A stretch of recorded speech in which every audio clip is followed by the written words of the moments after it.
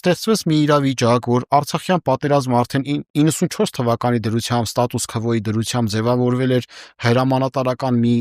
օղակ,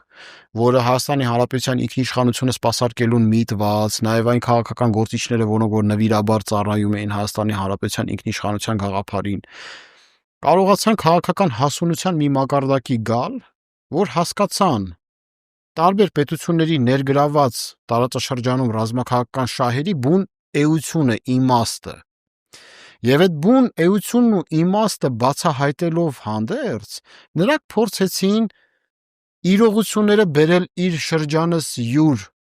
այսինքն կերպափոխելով ստեղծել մի իրավիճակ, երբ որ Հայաստանի Հանրապետությունը այնուամենայնիվ անկախական մոտեցումները կսպասարկի ի հեճուկս այլ ռազմաքաղաքական կենտրոնների, որոնք իրենց ռազմաքաղաքական շահերն էին սպասարկում Հայաստանում։ Եվ գուցե եւ դա էր պատճառը, որ տեղի ունեցավ հոկտեմբերի 27-ը,